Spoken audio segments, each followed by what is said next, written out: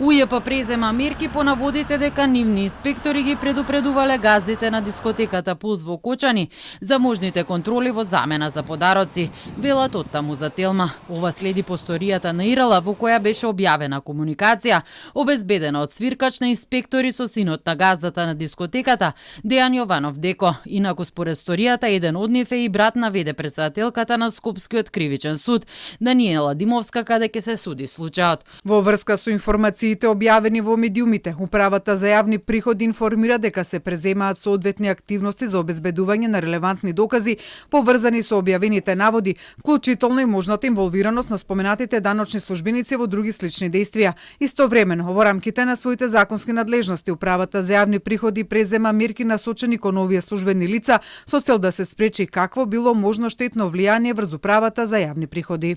Оттаму додаваат и дека УЈП ќе соработува и делува усогласено со сите надлежни институции со цел целосно и објективно решавање на случајот и заштита на интегритетот на институцијата. Запрашан за наводите на Ирала, премиерот Христијан Мицковски уште еднаш упати критика за работата на обвинителството и на државниот јавен обвинител Љупчо Коцевски. И токму тоа беше причината зошто поддржавме во парламентот смена на Коцевски, а зошто СДСМ и ДУИ не ја поддржаа смената на Коцевски, тоа е друго прашање. Така што треба секој оној кој што на било каков начин и во било каква форма има било каква поврзаност со тој случај да биде изведен пред лицето на правдата.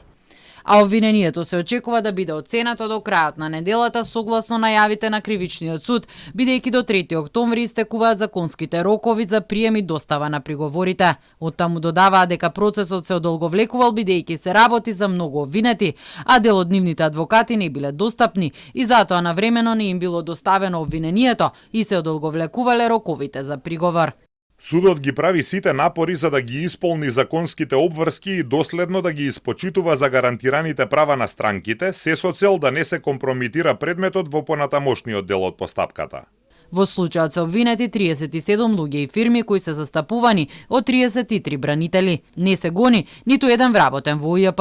Од обвинителството соопштија дека се вршат проверки на УЈП, која е надлежна за контроли за даночни и финансиски прашања, а не на безбедносни аспекти, па затоа не е опфатена во поднесеното обвинение.